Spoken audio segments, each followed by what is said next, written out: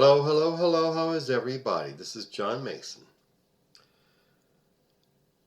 Tomorrow is Mother's Day, and that is a time we pay our respects to all the women in our lives, our mothers, and our wives, and our girlfriends, and our sisters, and every other woman we come across.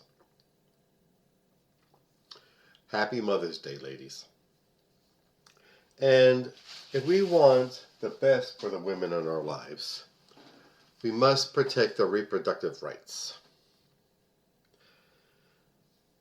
There are all these states going around that places the most onerous restrictions on abortions.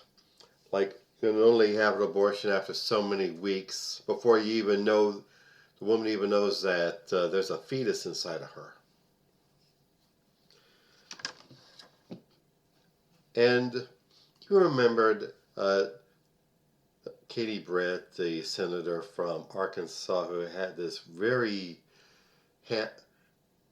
bad case of ham acting after Biden's State of the Union address. Is that the best the Republicans can do? Well, anyway, she has this bright idea of a database. She's proposing this bill that would establish a database for all women who are pregnant. Hello, hello, hello, John Mason. How is everybody? Hope you're all well, in spite of what's coming.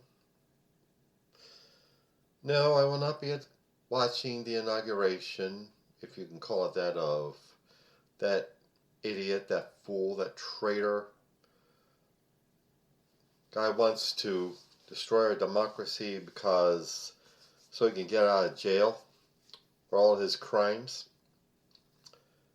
No. I will be busy commemorating the life and work of Dr. Martin Luther King Jr. and to do community and rededicate myself to doing worthwhile work in the community and to resist whatever Trump is trying to throw at us. Yes, it's an ongoing struggle, and to fight for freedom,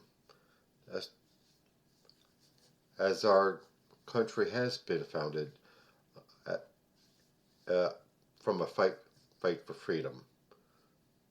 Freedom for who is another matter. And so many other groups have risen up to claim and reclaim their portion of the American dream.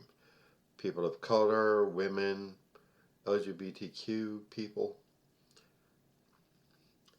The list goes on. And so I cannot, in good conscience, watch Trump's inauguration. It would be a travesty and an insult to every person who has fought for freedom in this country, in our military, and in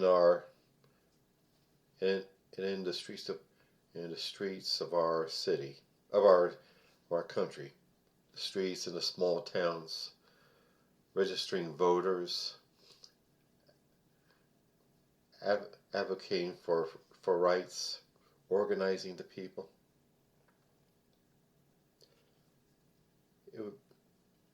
That would be an insult to them. And I find it interesting that Donald Trump isn't having his inauguration out on the outside of the Capitol, the steps of the Capitol. It's going to be inside the Capitol Rotunda, on the excuse that it's going to be in the low 20s in D.C. At first, I thought, okay, that makes sense. I mean, I don't handle cold weather very well either. But what's the real reason? What could be the real reason? It's like, the way Trump is, he likes to pretend like he has this huge, large crowds of people. I've seen the videos of him stepping out of the Trump Tower, waving at nothing, waving like he's got some great crowds in front of him, but actually nothing. He boards his plane. He waves his arm at nothing. And he wants to keep the illusion that he's adored and loved by all those fans of his who he secretly despises and who he would never allow to set foot in Mar-a-Lago. The same voters he despises. So that shows you that that he doesn't have so much popular support. He won by a sliver, and the fact that just about half the, I guesstimate, half the voting public didn't vote, and that's how he got in. Hint. And so we have a good basis to begin our opposition by not muting ourselves. We're not shutting ourselves up, unlike certain media outlets who think it's safe to curry favor with Trumpelstiltskin. And alternative medias have come up that, which I think is great, like Midas Touch and Daily Kos, two of my favorites. And there's still some media outlets that refuse to bow down to Trump. Let's support them. And let us boycott all media, print or electric, that is too soft on Trump. We will organize ourselves at street level, in our homes, in our neighborhoods, in our work sites, to stand up to the tangerine tumor. Let him and his minions and ourselves know that we're not alone, that we got a team behind us to stand up to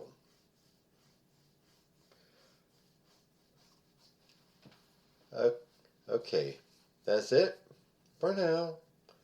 I'm not climbing up for nothing. Advertisements.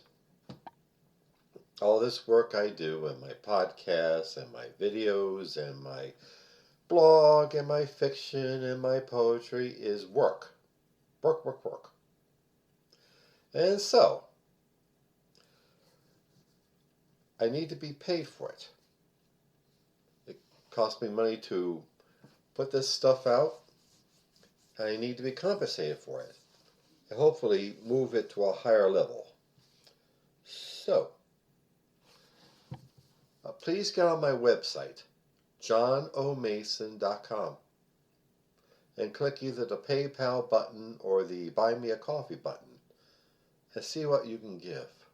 I would greatly appreciate it.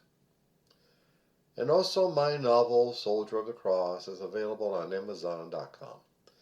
It's a story of David Lucas, who, as a young man in the early 60s, is a drunk and a horde chaser and a school bully. He gets in trouble in the army. He comes out of the army as a born-again, fanatical Christian, wanting to be a manly man for Jesus. But how he goes about it leads him into disaster.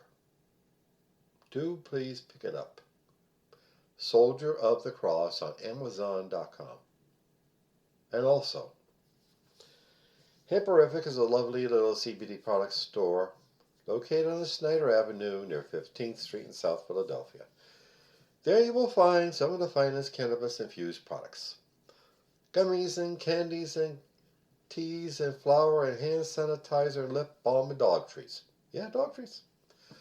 Look them up, please. HemporificLLC.com. And tell them I sent you. And also my beloved career and business coach, Michelle Snow. Michelle is way far excellent in helping you develop your professional career or small business. Let you know what you're doing right, where you need work, and help you network with other up-and-coming entrepreneurs and professionals. Please look her up. growwithsnow.com. Okay. Alrighty then. The opposition is on. The fight for freedom is on. It's never stopped and it never will stop. And we're going to make sure that Trumpty Dumpty has a hell of a fall. Thank you. Have a good day. Have a good week ahead. Bye.